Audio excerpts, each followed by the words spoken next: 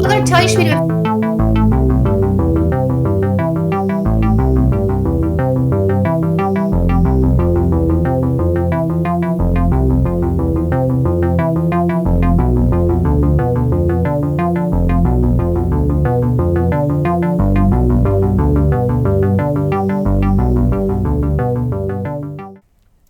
Welcome to Trial by Wine. We take a closer look at crimes that highlight how fascinating humans can be. Schmidty, Swanee and Clarkey visit crimes and run them through their jury of three, debating both sides of the case to agree an appropriate, if totally fictitious, sentence. Please be advised, Trial by Wine may include explicit or disturbing content and will include drunken rambling. Listener discretion is advised. All right, how are we? Super duper. And it's a public holiday, isn't that nice? I was just thinking how wonderful it is to not be at work. Yeah. It is nice to break it up because we have had the never-ending summer. I mean, it has been unbelievable. It has been hot, and I mean either seriously hot or very warm. Even last Friday it was 30 degrees, 32 I think the day before. But the weather has finally changed. We've had some quite 12-degree mornings, which is cold for Perth. Still been getting warmer in the afternoons, but today it's actually cold. And because it's a public holiday and it just feels cozy and it's like all the seasons changed. I was outside raking leaves. I was like, finally a little bit of weather or something different around here after, 4.5 months I think it's been of like no rain, dry, hot weather. So it does feel quite nice to have a day off. Awesome. What are you guys up to? What have you been doing today to celebrate your day off? Oh, we got up at 5 o'clock or something and made coffees. And during COVID, we started a tradition of having a fire out by the front of by the driveway, which is what everyone was doing in lockdown. And so we've just kept doing that. So we had a little fire out the front, did the dawn service, painted the house. Oh, that's nice. Or painted part of the house. Yeah, same coat, so that's looking lovely. Beautiful. Just that. What about you, Schmidty? I got up at 7:30 this morning and was madly doing my notes for this story. And then I had a friend pop in who wanted some advice because she's got a job interview tomorrow. And then she left and I went back to writing my story in a desperate bid to finish it. And I did finish it. And I thought I finished it 9 minutes before we were due to record, only to discover that I had the timing wrong and I had another 2 hours up my sleeve. So then I went up on our lovely deck, I dropped all the bistro blinds and I've been sitting up there reading a trashy romance novel. That was, I think, a very nice way to enjoy a slightly wintry, as you say, Carla, or autumnal day off. And it was cold actually up there. So I also brought one of my Rinnai heaters out. So I've had the heater on in there and it was just so very lovely. Yes. So there you go. And then I thought I'd better come down to my freezing cold office and meet you guys. And so here we are. So, I'm glad you did. I suppose You got it. Oh, it's not a mango chat. not What is there, that? we're not It's there one yet. I It was is a gonna mango say. chat. Oh, I'm there already. I saw it on screen. Well, I will admit I tried very hard not to pre-game, but once I discovered that I was 2 hours ahead of myself, I thought, I might have a little pirate Game juice. on. Yeah, so I've had two quite light pirate juices. Then I'm off that. When we get on to what we drink, I'll tell you what I'm on now. I think everyone knows because Carla let the cat out of the bag. I got the cat's out of the But bag. before we get there, who are we? I'm Schmidty. I'm Swanee. And I'm Clarkey. And together we are Trial by Wine. And speaking of wine, what are we drinking? Well, I'll go first. I'm drinking a mango chutney. There you go. Oh, there you go. Surprise, I'm on a Coke Zero, but I thought I might drink a little bit later. Would love that. And I have a feeling we've got quite a lot to do today. And what about you guys? What are you drinking? We are having a Great Northern, just a beer to start things off. Yeah, apologies, listeners. Not trial by wine today, trial by spirits and beers. It will be later, though. Well, given I did work so furiously on my notes, I'm going to tell our story now. Today's story. If that's all right with the two of you. Good idea. Yeah. and woo. I mean, you say that, but if we were to change that plan, I reckon you would crack it because you've gone so hard to get this story ready from right now. You could storm off. So I don't want to cause that scene. Let's go I would with never you. do that. My drama is best kept for the stage. So, as opposed to in my normal life. So I'll tell you this story. Now, I can't really remember how I found it. I think I was surfing the net, as you do, trying to find something. Oh, really, were you, old lady? And I know. And I really was a bit uninspired lately, which is, I'm sort of like, oh, God, what do I do? What do I find? Because you want something that's got a really good story in it, and often you come across stuff and you think, boring. I find it to be the hardest part sometimes is to find something that you can get your teeth into or we've talked about this so many times, there's part of it that's good and then it lets itself down. Sometimes you get into a crime and you think, oh my God, this one just keeps giving. There's nothing quite like that as a gift, you said. Well, that's what this one it turned out to be. Yes, good. yes. Yeah. Good for you. I love it when that happens. I don't know why, but I started to I came across some listicle or something about the oldest cold case ever solved. And I thought, oh, okay, that could be interesting. So I thought I'd have a little look into that topic. Was it Jesus? No. We know who murdered him. Was it the Romans? The Romans sentenced him, but the Romans sentenced him because the Jews gave him up to the Romans. So it was all a bit of a conspiracy, really. Anyway, I was only being silly. It's all good. Because this kaki will tell you Jesus wasn't real. Actually, that's a really 100%. amusing segue into today's story. I didn't even plan that. All right, so I actually quite specifically avoided cold cases that have been solved by DNA, and I know it's a sensational and fairly new development in crime investigation, but I started to wonder about how do you solve a case that's gone cold for decades without forensic evidence? So, what would it take to actually solve it? Yeah, maybe. A visitation from Jesus. Remember people when they leak in the cupboard? Remember someone put someone in a cupboard and it started leaking? Yes. Yeah. And maybe they used some water to rhyme. Who was that? Oh, stop it. Gacy, was it upstairs it wasn't in their wardrobe. Yeah, put him in the wardrobe. Yeah, and then they that's right. Bit of seepage. Seepage. That was so foul. So foul. Anyway. Yeah. Right. Well, on that note, I'll just cover my sources. CBSnews.com, CNN.com, Wikipedia, PhoenixNewTimes.com, Texas Monthly, Poddles.org, and the CBS News articles used information and content from a 48 hours investigation. So, can you tell me anything about Poddles.org? It's a very unusual source. I don't know what it is, and I didn't actually bother to look it up, as in, beyond what I'd found, but it was a very, very good sequential account with a bit more information than Wikipedia about the case. So it was a really good resource, actually. Yeah. Thanks, Puddles. Thank you very much, Puddles. Let's go back in the timey-wimey machine to the 60s, where we find ourselves in Edinburgh, Texas. Now, originally it was Edinburgh, but as the Americans struggle with certain pronunciations. Why? Yeah, like what? I literally looked up pronunciation of Edinburgh, Texas, and it said Edinburgh, and I thought, okay. Because you're so good with your Scottish accent. Not always. Okay, then you. That's right. The H was dropped in around 1911. So previously Edinburgh, but now Edinburgh. On March the 23rd, 1960, Maria America Guerra, a student at Pan American College, was at her home, which was across from the Sacred Heart Church. It was 4:30 in the afternoon, and she was performing some afternoon ablutions in the outside bathhouse when she noticed a man watching her. He was sitting in a blue and white car, and she noticed that he had black hair.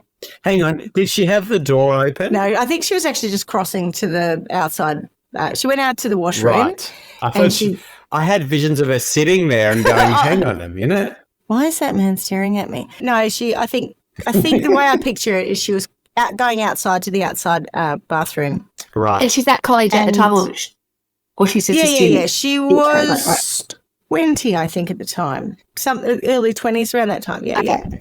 Anyway, so she sees this guy, and he's sitting in a blue and white car, and she noticed that he had black hair and was wearing horn-rimmed glasses. Horn bag glasses.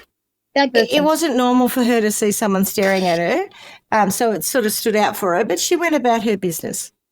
After dinner, she went over to the church and she saw the same man who she'd seen earlier in his car was now sitting in the back of the church.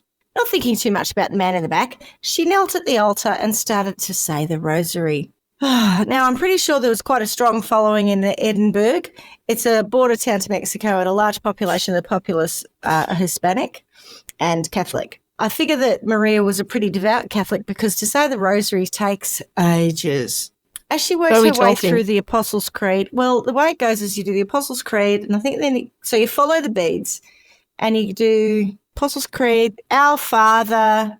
So you do this first prayer, and then you do, I think it's the Our Father, and you do 3 or something Hail Marys, and then you do another prayer, and then you do 3 or 4 Hail Marys or 4 Our Fathers. Like it goes on. And if you follow it, it's a necklace. It's basically the length of a necklace. So you follow it all the way around. By the end of it, you've probably done 25 prayers, right? So it takes a lot of work. I probably have sat and done a rosary once in my life. That's a bad times? I'm sure there's better things to do. Oh, wow. I didn't understand that. How does that work? So for each beads that you're doing, there's a prayer. Oh, right. I didn't know that. Just learned something. There you go. Anyway, as she worked her way through that the Apostles' Creed, the guy from the back walked towards her. Maria said, "The next thing I know, he had turned very quick. Come to my rear and grab me around the head. He placed a small cloth over my mouth and I fell backward on the floor. I began to scream now as when I fell, the rag fell free from my mouth. Then while I was on the floor, he tried to cover my mouth with his hands to stop me from screaming. And when he did this, one of his fingers went into my mouth and I bit hard. I know I bit very hard because I could taste blood in my mouth. When I bit him, he threw me toward the south door of the church and ran out the north side door." So that is a pretty awful thing to have happen to you. Do we suspect the cloth was chloroform? No, I think it was just a gag. It was just to keep it quiet. Okay. Yeah. Do they use that in real life, do you reckon? Yeah. Some people have. I think that's in movies. That's the first thing I thought. We don't see enough chloroform. I know we don't, because that was the first thing I thought when you said covetous. When she filled out, I said, he's got chloroform. But no. Yeah, the thing about chloroform is it can kill people if you administer too much. So if you're just, wanting to use how do you chloroform, sort of negate that? Do you just do meditation and do you, Schmidty? She's something she's mindful of. Yes. Yeah, absolutely. Last time. The first time I did it. It's not to be toyed with, you know. That's right. Okay, so as poor old Maria 1 was being attacked, Maria 2, otherwise known as Maria Cristina Tierna, I'm going to go with that, or Tierna, I reckon, was walking past the church and heard screaming and then saw a man hurrying away from the church. He was holding a white towel and he headed into the sacristy. Maria Guerra, Maria 1, ran out of the church and over to the rectory where she knocked on the door, and the resident priest, Reverend Charles Moran, called out, "Wait a minute," because he was actually taking a shower at the time. Maria Tierna asked Maria America, so 2 asked 1, what had happened, and she relayed the story of her attack. Then Maria Tierna walked off, which I thought was pretty weird, but apparently she was late for work. Maria America, as in 1, went home and reported the attack to the police. Yeah. There's quite a few Marias, that's it, yeah. Okay, so now let me introduce you to Irene Garza. Irene was the stuff of legend in McAllen. Born in 1934 to parents Nick and Josephine, or Josephina, I'm not sure, Irene grew up in a loving household. Her parents owned a dry cleaning store, and over time it became successful enough that they could move to North McAllen, which was a nice neighbourhood and a step up from the south side. North Bondi versus the Junga. Are we still in Edinburgh? We're in McAllen, which isn't far from Edinburgh. But they're very close to each other, really. So it's a bit like, I don't really know if this is correct, but say, I'll use something that we both understand. Bondi to Ryde. No, that's the wrong side of town, isn't it? Bondi to... Use something accurate that you both understand. Rose Bay. Not far. Very close, Yeah. Yep. 5 days, 10 days. Right, and also you gotta get this. I know, that's the other side. That's stupid. They're not far. Okay. Yeah. Anyway, they're not far at all. Yeah, it's got it. So Irene was physically beautiful and by all accounts even more beautiful on the inside. She and her cousin, I think, were the first Latina girls at the school to become part of the majorette team, and she actually became a drum majorette or twirler, which apparently was a big deal. And she was the first in her family to graduate school and go to college. She was bright and had a generous and caring nature. At college, she was Pan American College Queen and Miss All South Texas in 1958.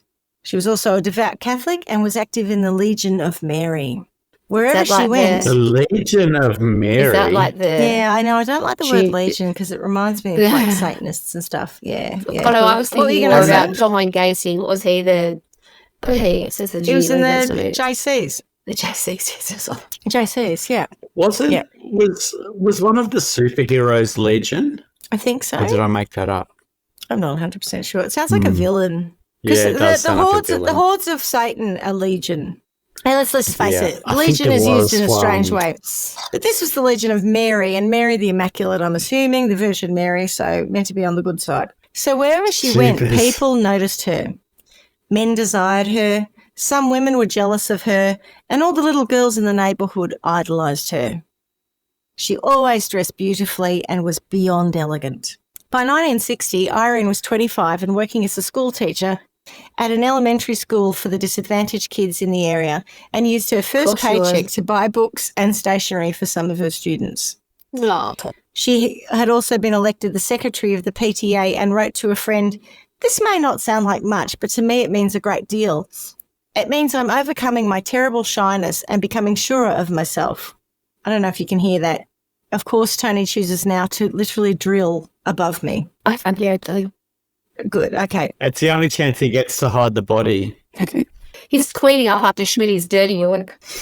Yeah, sure.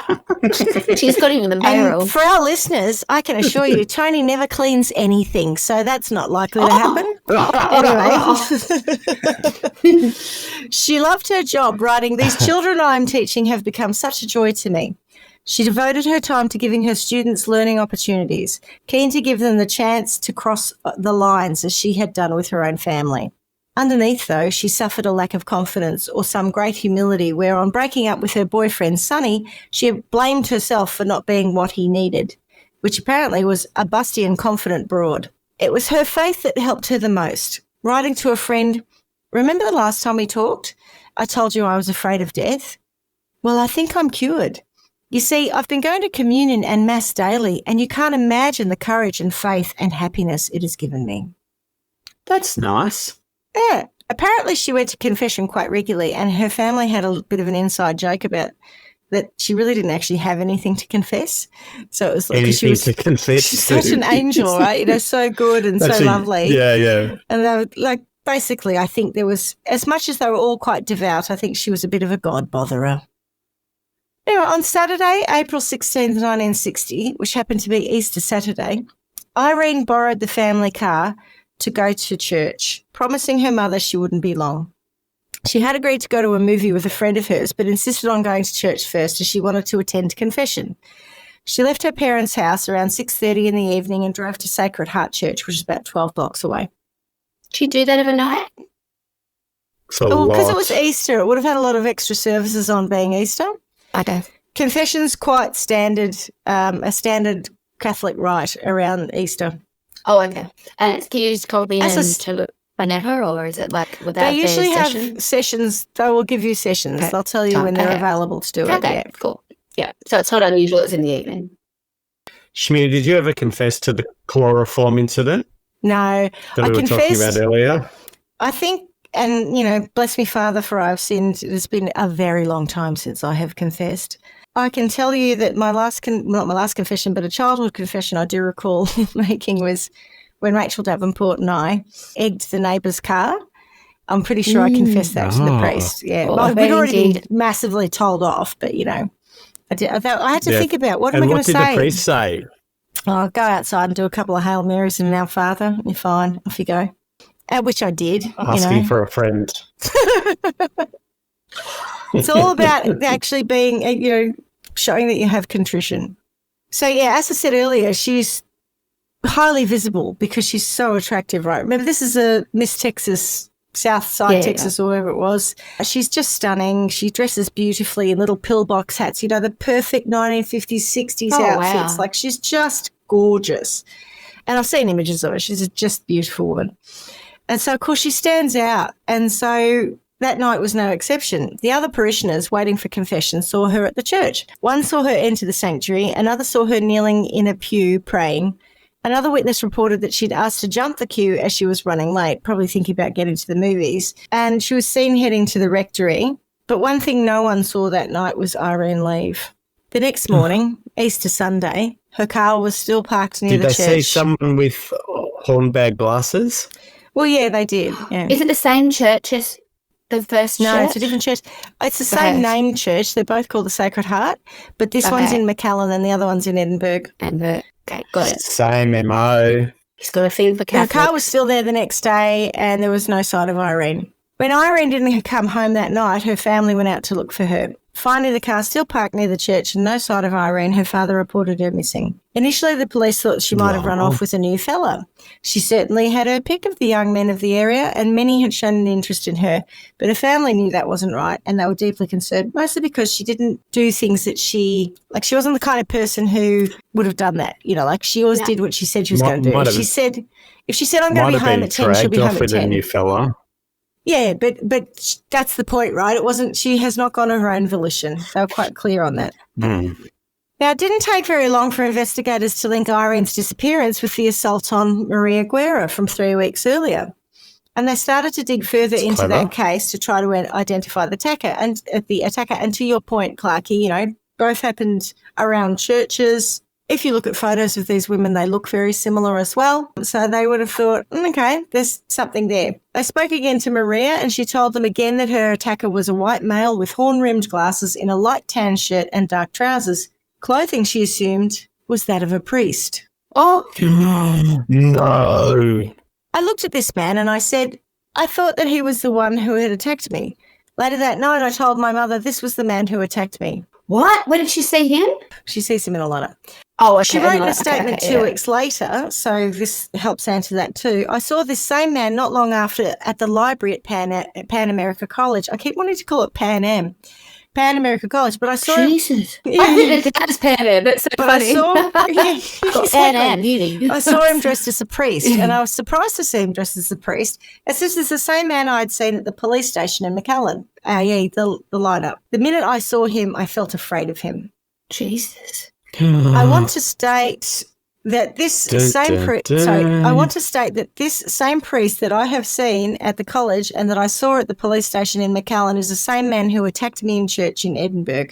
I am positive he is the same man. So that's the direct statement from Maria Guerra. What? Oh, God. 3 days after Irene disappeared, a pedestrian, actually quite a few passers-by, and now I'm editorialising with quite possibly a dog walker, found her high-heeled shoe, her purse and her mantilla on a farm road. Well, they found her shoe, yeah. Then I get your point, yeah. Then on Thursday, the 21st of April, Irene Garza's body was found floating face down in an irrigation canal. When the police went to the Garza home on the Friday, they broke the news of Irene's death. Her mother, Josephina, collapsed and cried out in such a way that no one ever forgot. Her niece described it. They said it was this long, awful moan from deep inside her body, almost like the howl of a wolf. They said it was like nothing they had ever heard or ever heard again. Sometime after 7:30 p.m. on Holy Saturday, someone had bludgeoned Irene, raped her while she was unconscious, and then suffocated her and threw her body into a canal on Easter Sunday. The autopsy report said evidence of strangulation could not be found, but suffocation could have been carried out by placing a cloth over the mouth and nose, especially if the subject was unconscious. When the police drained the canal, they found a candelabra or a candlestick, I heard it called two things, which is likely that it was used to bludgeon her. However, the police never bothered to match them to the head wounds. And a portable photographic slide viewer. It sounds really weird, and this is an oldie-timey thing. Yeah. It almost looks like a razor. I don't know how to describe this. I'm guessing, I don't know, you must have looked at it I don't know. It's hard to describe. But it's on a cord. And you I put think it, that's a take them later in and version out? of it, what you're talking about. Just You're that. talking that thing that you clicked over or, like, it's a yeah, slide yeah. viewer. It's a portable slide viewer. But it used to be manually put them in Yeah, and you're take talking about them the out. viewfinder. Is it called? This No? was Yeah. similar in that you would All right, slip yeah. a slide into it, I think, but it had a cord on it, so it was powered, but it was portable in as much as it's Oh. smallish. Yeah. But it was a very Okay. heavy piece of equipment, as all photographic equipment was in the 60s. Yeah, I mean, so yeah. they found this photographic slide viewer not far from where Irene's body was in the canal. They hypothesised that the cord of the slide viewer had been tied around her body and the heavy metal viewer was used to weigh the body down. Then on the 29th of April, the police received a note telling them who the owner of the viewer was. The They priest. interviewed the priest who had been giving confession on the Easter Saturday Oh, and noted that the last person to see Irene alive was a young priest who also happened to wear, you guessed it, horn-rimmed glasses and matched the description Maria had Ordinary given. glasses. And even more of a coinky-dink was the owner of the slide viewer. Whilst the police told the public that they had no leads, they very much suspected Father John Fight of the attack, and it didn't take a genius to further suspect him in the death of Irene. He's the shittest priest. Now, the Catholic leaders of the time didn't want any heat on a member of the clergy. There were tensions between Catholics and Protestants. Oh, there we go. So they moved into another area. So he's moved into Australia. They feared very bad press should the attacker turn out to be a priest. Surprise, he's going to Yeah. Victoria. They wanted this dealt with very quietly. Ballarat. After Irene's body was found, police spoke again with Fight's supervisor, Father Joseph O'Brien from Sacred Heart Church in McAllen, who admitted that he also suspected something was off with John Fight. Fight had remarked on Easter Sunday that Irene had asked to receive confession at the rectory, which is very unusual. He also had been noted to have scratches all over his arms, which he said were caused when he went back to the pastoral house where he was living to get his glasses the night before. Oh, so itchy. He'd been locked out, so he had to climb in to get this thing, and he scratched himself, climbing a wall, and that's how it happened. The scratches, however, did look very much like long fingernail scratches down his forearms, Fingernails. and they were literally all over the forearms. So O'Brien had been so suspicious that he and another priest actually searched the premises for Irene while she was disappeared. And he didn't find anything, but he couldn't shake the feeling that John Fight was involved. So who was John Fight? John was born in Chicago in 1933 to devout German Catholic parents. At age 13, John was sent to San Antonio to begin his religious education because the parents wanted him to become a priest. He became a priest in Texas in 1958 within the Order of Mary Immaculate. A year later, he began a one-year internship program based out of a pastoral house run by the Oblate Fathers in the valley town of San Juan, Texas. And that is where we find him. So He he's is young, isn't he? So So what age is young? 25. He's 25. 25. Well, he's 27. Okay, so that's When that Irene seems young for disappears, he's priest. 27, yeah. From that pastoral house, Fight and several other Order of Mary Immaculate priests took classes at nearby Pan American College and helped fill in at parishes in nearby McAllen and Edinburgh. Father Fight often helped Father Charles Moran at the Sacred Heart Church in Edinburgh, and if you recall, Charles Moran was the man who said, wait a minute, because he was in the shower when Maria I was attacked. And through the spring of 1960, he also often stopped by the rectory in Edinburgh for coffee with Father Moran and the church secretaries. Easter weekend of that year, Father Fight was asked to help Father Joseph O'Brien and his two associate priests give confession and offer Mass at Sacred Heart Church in McAllen. So he was absolutely at the church when Irene went missing. By his own account, on the day that Maria America Guerra was attacked, he had visited the Sacred Heart in Edinburgh and had been in the church praying until 5:15, but then he went to speak to the Reverend about a boy he knew who had been having some issues. He then left to go back to San Juan, which was just down the road, as he had to ring the bells there at 5:30 p.m. Now, I am making an assumption that the bells were at the Basilica of Our Lady of San Juan de Valles, and I think that the pastoral house he's living at was also there. Regardless of the fact that John said he had to ring the bells at 5:30, no one can recall the bells being rung that day.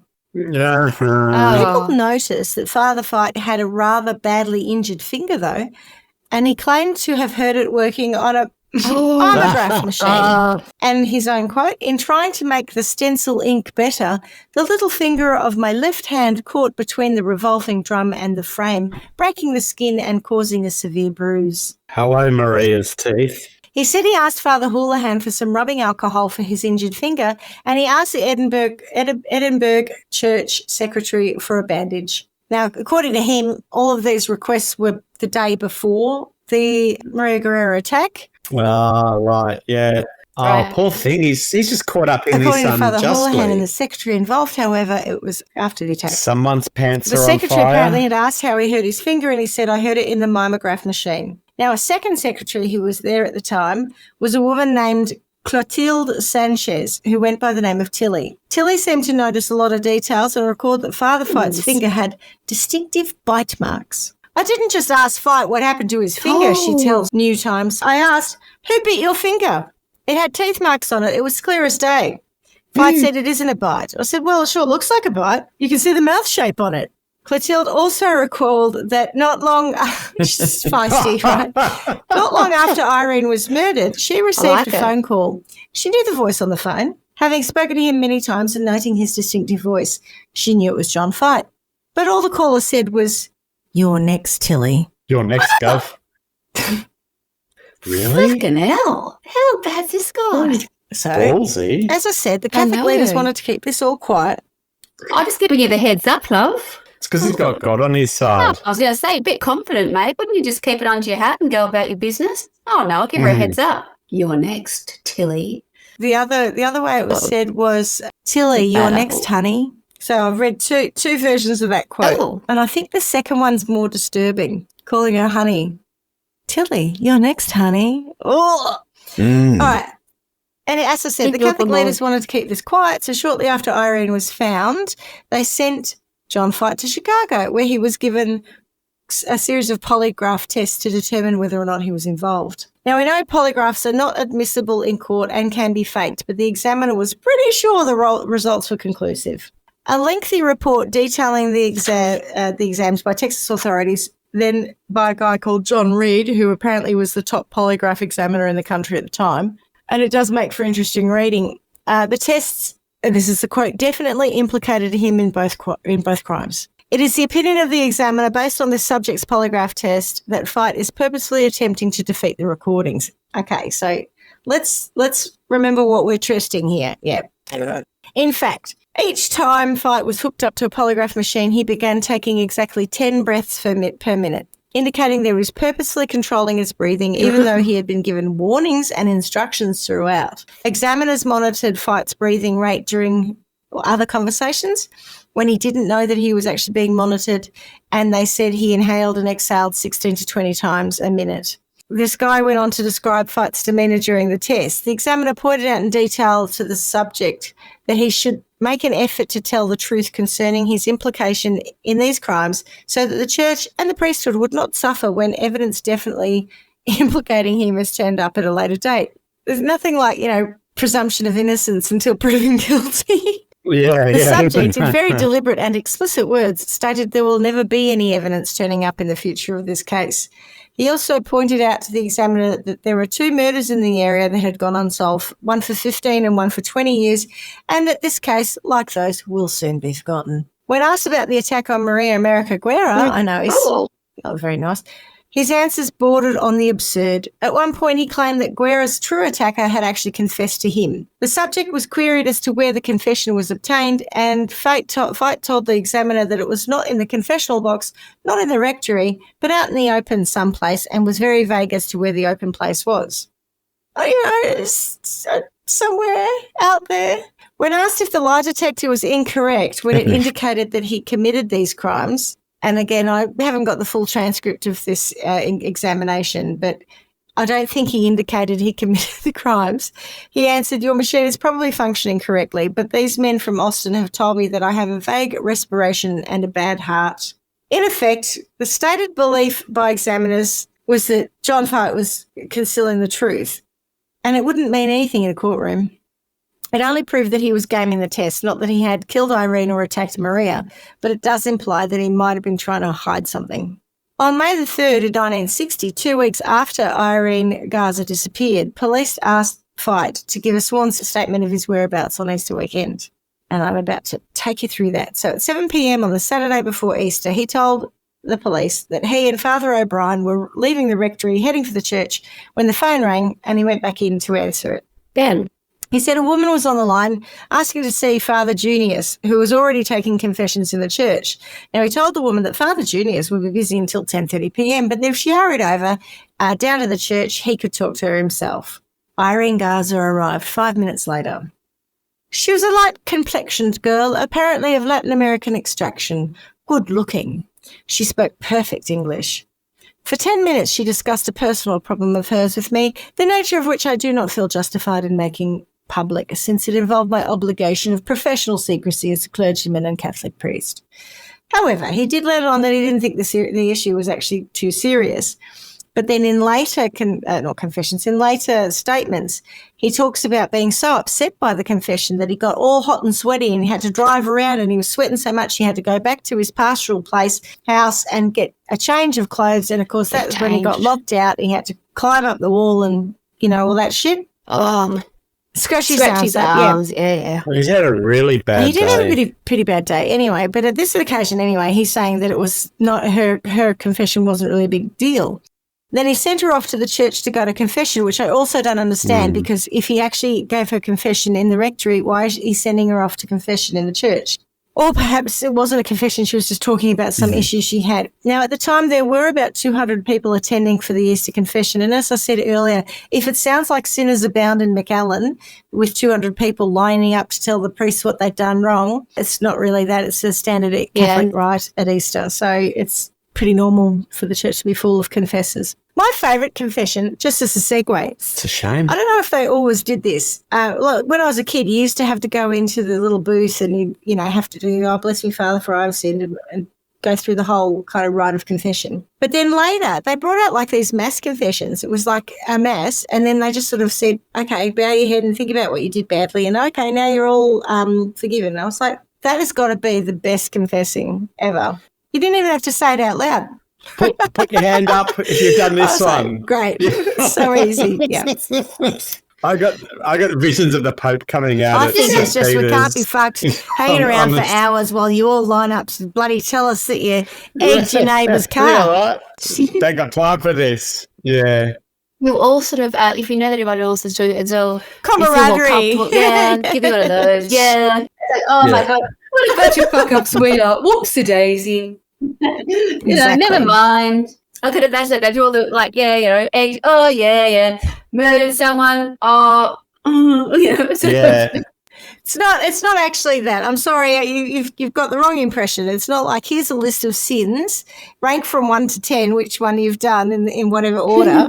10 or 1 to 100, whatever it is. It's more just quietly reflect on what you've done wrong and be contrite, and then you get forgiven. You don't even have to confess. You just bow your head. I know, it's great. It's not confession. Anyway, he then said he left the rectory, locked the door behind him, headed to the church to help the other 3 priests give confession. Hang on, Schmidty, sorry to interrupt, but how many times are you going to say rectory? The rectory's really important. I don't even know what a rectory is. I'm assuming it's around the back. It's the building around the back that the priests hang out in when they're not in the official church, right? Is it like the pretty stuff much? room? Yeah. And okay, I bet the priests hang out the back. Clarky, is you don't give confession in a rectory. So it's like or a presbytery. You don't go to the You might go to the priest's house to have a chat with him or do some office business, but you don't do something that is a rite, which is confession or marriage or funeral rites or last rites, all those sort of things. You don't do them in a rectory, usually. You do that in the church. Thanks so that's why rectory is important. Back to the story. Anyway, so he then says he last saw Irene standing on the sidewalk in front of the church, arranging a scarf or a handkerchief on her head. Now, other witnesses had said that they'd seen her in various places in the church, but she had a lace veil that she pulled over her face when she went to do the confession. Irene, I imagine, I was talking before about, she's so chic. She was so chic. Yes, I know. Oh, my God. So she's got Oh, God. Dateline. Anyway, so she had this beautiful thing and, she's just perfect. At 8 p.m., Fight said he left the church for a short break. He saw Father O'Brien chatting with some other men outside the church. Then he went and got the keys to the rectory of Father O'Brien. But from this, Is I it feel like directory? it's just because it sounds a bit like rectum that you're so bothered by it. Correct. No, I'm not. I was just making bad pun jokes, but All right. You were very serious with your explanation, and so I just let it go. But thank you. You're welcome. Come in. Now, at this point, his story changes direction from what other witnesses saw. He then said he returned to the church at about 8:15 and then he left again at 9 to go to the rectory because his voice was giving out. And there he had a cigarette and a 7-Up and returned to the church to give more confessions. However, a load of what I'm going to say probably pretty pissed off Catholics definitely noticed that his confession box line didn't move after 8 p.m. as there didn't appear to be a priest in there. And I can tell you, if you've been queuing up for hours you'd be and then the shitty priest as. scarpers off for a durry and a 7-Up and doesn't come back, you'd be like, oh, come off it. Yeah. Oh. It's like back in the day when banks used to have separate lines. In the and wrong you'd one. get stuck. So everyone would join, and you join one, you go, this is Yeah. the same one. And then the person in front would spend half an hour, and you're like, oh, come on. I reckon that's what they were all doing. Exactly. You're kidding me. How many sins? Give someone else Yeah, a go, mate. exactly. Schmidty's in there again. She takes her time. She's got so many sins. She's just talking about soap. It's not even a crime. Then part of his story is he's got this thing about the screw in his glasses fell out around 10 to 10. And so he told Father Bush that he had to go to the pastoral house to get his others. So he's, again, making excuses why he's going back to pastoral house. So now it's glasses and not sweaty clothes and going back to the pastoral house. So in his other statement, he said he was all head up, and now this time it's, no, I had to get new glasses. Then the next day, Father O'Brien and the other priest did note that he had scratches up his arm, but he explained it by saying, upon arriving at the pastoral house in San Juan, I found all the doors on the ground floor locked. So he said he placed a wood barricade against the building and climbed up and through a second-story window. While entering the house this way, I scraped the back of my right hand slightly and the index finger and middle finger of my left hand more severely on the brick wall. He then said he changed his clothes, which is weird because he just went for his glasses, and headed back to McAllen for the 11 p.m. service because this is a long Easter. He then said he went to bed about 1 a.m. with a severe headache, which he assumed was caused by his second pair of glasses. He said of the spectacles, they never fit me as well as the first pair. The next morning, Fight gave Mass at 9 a.m. and then asked Fathers Bush and O'Brien if he could use Bush's car to go to San Juan and get his glasses fixed. He said he worked on the glasses for 5 minutes but had no luck. Then he said, I drove straight back to Sacred Heart Church. So I don't know who's working on the glasses because he's driving around looking for someone to fix them. At 12:40 p.m., he asked another priest to drive him back to the pastoral house in San Juan, where he stayed until about 4 p.m. He then returned to Sacred Heart to give Mass at 5:30. Shortly after 7:30 p.m. on Easter Sunday, he said he was given a ride back to the pastoral house by Father O'Brien. He said he immediately realised he had left some of his belongings at Sacred Heart, so he then borrowed another car and drove back to the church. There, he said, several priests were talking about the missing girl. As he stood there, the phone rang. Father Junius answered. It was Irene Garza's parents wanting to speak with the priest who had spoken to her the night before. The parents came over and Fight said he spoke with them. He said they asked him if he had perhaps said anything which might have upset or disturbed their daughter. In fact, Nick Garza asked him, what have you done with my daughter? Oh.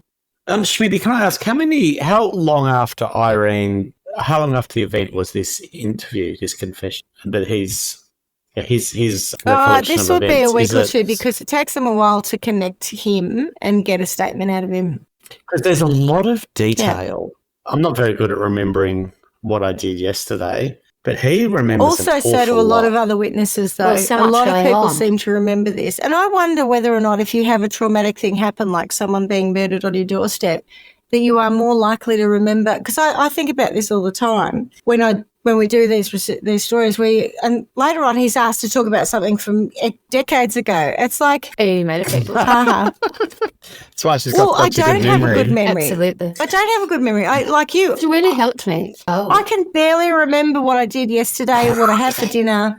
How you would say 10 years ago, this is where I was, this is what happened, this is the conversation, is beyond me. Yeah. Unless it's to do with the trauma of being, because I'm sure if you're asked straight up, you're racking your brains to remember stuff, and then it sort of becomes a story you tell yourself. Yeah, I think that's right. Yeah. He could see that the parents were quite upset, and so he sent them home as quick and quietly as possible.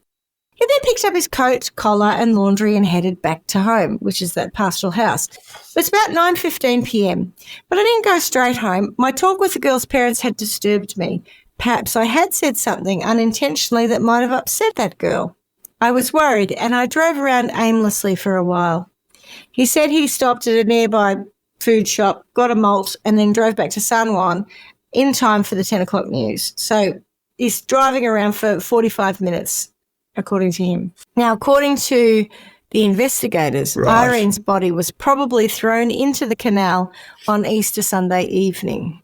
Ooh. What kind of thing? He was driving around wondering if he's somehow, upset her with his response to the confession. No, of course. After Easter, Fight was attending an audiovisual aid class at the Pan American College in Edinburgh, where a classmate, Jose Garcia, was sitting next to him. Jose noticed he had obvious and fresh scratches on his hands, which made Jose a little suspicious, given he'd also just heard of the disappearance of Irene. He said they looked like fingernail scratches. Whilst he may have noticed this, he did not report it or come forward at that time. So, as it turns out, Fight was interviewed by the police about the murder for about 12 hours. At that time, he confidently told them that they would never convict him of anything. The officer also went to the Sacred Heart Church to look at the parish car, and apparently it had just been washed inside and out because there was blood on the seat. And I cannot find any reference to that anywhere. So I don't know how they know there was blood on the seat and that's why it was washed inside and out. Yeah, right. And there is a little bit of that in this case where statements are made as fact that may not be. What worries me is at the start you said that this is the longest cold case. I don't know if it is the oldest. And it's one of the oldest cold cases. So what's annoying me is that he's going to get off. Like, Not long after the murder, our mate John was sent off. And here we go, going back to what you said earlier about what happens when the Catholic Church wants to keep things quiet. John was sent off to study at Loyola University in Chicago. It's textbook Catholic Church, isn't it? Whilst investigators were very sus on him, they were also struggling to believe that a priest could commit a murder. So it's 1960s, right? Priests was considered so pious that they were above reproach. Yes. Yeah. It was literally unthinkable that a man of God could commit the ultimate sin. It's just unthinkable. So, the case is stymied, the guy's disappeared, but he couldn't have killed. He couldn't have killed. It can't be him. Attempted rape, however, was another matter. The Hidalgo County Grand Jury on August 10, 1961, indicted Fight on charges of assault with attempt to rape in connection with the attack on Maria Guerra at the Sacred Heart Church in Edinburgh, on the 23rd of May. So the first attack I spoke of. After he was indicted for attempted rape, he said he wasn't bitter. Priests must expect persecution. Christ told the apostles, "Know that of the world hates you, it also hated me." After disappearing for several weeks. What? Oh, everyone's going to hate Christians. They hated me. They're going to hate you. You're going to be persecuted. Just deal with it. Oh, so he's trying to make himself like everyone else. Like a martyr who's following. This is what happens, when you're the righteous. Oh. Yeah. So, after disappearing for several weeks to an unspecified out-of-state hospital, he surrendered to police. Fight had the venue, the venue of his court case transferred to Austin as being number one suspect in a rape and a murder case. I doubt a fair trial would have been expected, so that's fair enough. And he was tried on the 12th of September, 1961. The jury deadlocked at I thought you'd just go like 45 minutes down the road. Austin's quite a bit further. Isn't that- But it's the 60s too, so what was local news might not have made it to Austin. Yeah, Yeah, as a Catholic, yeah. No, is it Yeah. 40 Ballarat? Yeah, I suppose 45 minutes down the road. Yeah. well, no, remember the camouflage assassin in St. Tammany Parish, and he went Oh no, his was like around the 45 corner. It's minutes down the ridiculous. road. Yeah, When I was like, yeah. because they wanted to fit him up. Yeah, that's right. Also, he wasn't a white God. priest in the 60s. Yeah. Yeah, correct. All those things. The jury did deadlock though, and the judge declared a mistrial. So in 1962, Gosh. when we have a new trial for this, Veit pled no contest to a reduced charge of aggravated assault and was fined $500. Oh, you are kidding. I don't understand that. I actually don't. That's what I understand how it ended. I mean, don't see what happened from. I think what happened from the first one. Well, the jury couldn't come to an agreement, and the judge called a mistrial, right? But why couldn't they? Didn't he say that he'd done it? Well, I think no, he didn't confess to it. So What Maria did he 1 do and then? Maria 2 alleged to have seen a Yes. man fitting his description. Well, Maria 1 says he attacked Okay, so her. that's what we're dealing with, right? Okay. Some people may or may not Now have I'm seen there, that he okay. had a bite mark. And so that woman, Clotilde Yes. Sanchez, did testify at the rape case. Killing it, yeah. But yeah. a couple of, I don't have a great deal of information on that trial. In fact, I have none. I did read somewhere else that there were obviously defence witnesses and probably character defence witnesses coming forward saying how lovely he was and how he'd never do anything wrong. So if you think of it in the context, not the story I've told you where I've predisposed you to be biased, but if you think about it in the context of what would have been presented to the jury at the time, it's quite possible that they said it's not beyond reasonable doubt that this did or didn't happen, and we can't Particularly if agree. they've got blind faith. And he's a priest, right? Yeah. Yeah. So, having been fined $500, he was asked if he had anything to say, and he said, no, nothing. Geez, I got off right there, didn't Got I? nothing to Yeah, say. 500 was a lot in those days. It would have been I'm just going to go put a lottery ticket on. Yeah. Oh, God. The church probably paid his fine too. Ugh. Probably, yeah. He even said that he had no idea what he was pleading to in court, though by all accounts he was a highly intelligent person and would have known absolutely what was going on. Irene Garza's parents thought that the police were doing a pretty shit-ass job, and they confronted both priests. I'm with them. They actually confronted Joseph O'Brien and John Veit. And O'Brien assured them that if Veit had done anything wrong, the church would punish him. And church punishment It's comedy night tonight. church punishment was greater than any sentence he would receive in court. Stop it. At any rate, the investigation into Irene's murder seemed to go cold at this time. Some have said that they felt that any attempts to continue to look into it were discouraged, almost as if the authorities and the church just wanted it dropped. And it was. Wow, no way. Wow, was it? Far out. So what I'm going to do, guys, is, because there was a lot in this case, a lot. And as much as it's gone cold at this point in time in circa 1962, as I said at the beginning, this is a really long cold case, right, that gets solved. So we want to find out what happens in the intervening 50-something years. There's a clue there. Oh. He changes his name to George Pell and moves to Ballarat. Then he has a hip replacement, and God's punishment was greater than any sentence he would receive in court. Maybe. Do you guys have any comments or anything that that struck you in that before we finish up and come back to it another time? Thoughts? So, all as per stereotype so far. Yeah. Well, it's funny you've preempted absolutely everything. It's like, and then they just moved him, and then, well, yeah. Yeah. Oh, fuck.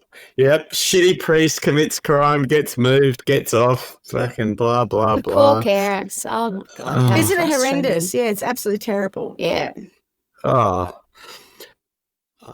I hope that the higher punishment is actually worse than the court punishment. I mean, I don't believe in that stuff, so I'm sure it's not, but I just wish it was. What I will tell you, though, about Father O'Brien is that he had absolute suspicions at all times about John Fight. And when he went to see the parents, and this is a little to talk about, you know, to express his condolences, I think, and console them over Irene's death, he said to them that something along the lines of that she died in a state of grace because she had literally just confessed. So she'd had a confession. So, you know, basically from a Catholic perspective, if you're going to die, it's almost as good as having your last rites, right? The question is, did she? Because we don't even know if her confession was ever heard. Not that it matters, because she was an absolute saint and an angel anyway. So, frankly, she didn't really have anything to confess for, I'm sure. But it was, for me, I don't know, I just find that kind of cold comfort for someone. If someone had said that to me about my daughter being killed, I think I would have punched him in the face. And that's coming from a Catholic position, you know. I'm a modern Catholic. I'm absolutely a modern Catholic, and I'm not. It's culturally different, right? So I don't have. It's different. It's like being an Irish Catholic, right? Like in Ireland, they're very different. My experience of Catholicism in Australia is much more open. It's not down the lay of the land. Yeah. Like, you know, Irish Catholicism that I experienced in the UK was much more like probably 1960s Texas Catholicism, you know, much more rigid. Yeah. Mind you, thinking about that, some of the things that our parish priest said to me when Mum was dying and then died, I mean, fortunately I've got a good sense of humour, but there were times where I just thought, what? Anyway. Oh, you know, I'm sorry, because I tried to get him to do Mum's last rites for about a week. She went into hospital on a Monday. She died almost 2 weeks later on a Friday. I spent that whole time trying to get that priest to go, and he said, oh, I was there, but I got caught on the freeway, so I turned around. The traffic was too bad. Oh. And I was like, I have told you repeatedly that my mother's dying. Dying. Not with us much longer at all. Could you please go and give her the last rites?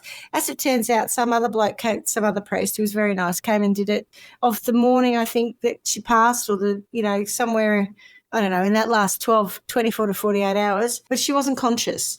And the whole idea, it would have been comforting to her had she been conscious and known that had happened. Anyway, that's a little bit of a tangent, but they get it wrong. Point is, if you really are like ordained by God and somehow special, you need to do better. Anyway, shit bloke. You shit blokes. Yeah. Anyway, all right. Shit blokes with bad senses and stupid morals. That's not their fault. They're told to dress that shit that way. Okay. Any other thoughts? Or I will leave it there for part 2, where we find out what happens next. Okay. Can't wait. All right. Well, thanks for that. And as we say every week, ciao, ciao. It's already. Ciao, ciao. Ciao. Ta-ta! God bless you, everyone. Thanks for listening to Trial by Wine. You can contact us at trialbywine@gmail.com. Please rate, review and subscribe to Trial by Wine on Apple Podcasts or wherever you get your podcasts. If you'd like to support us, you can become a patron at www.patreon.com, Trial by Wine, or visit our website www.trialbywine.com to donate to us. Your support will help us cover many more cases and apply wacky sentences. We really appreciate you listening and hope you tell everyone about us. Our cover art is by John Christo and music is by Beauchamp from pixabay.com.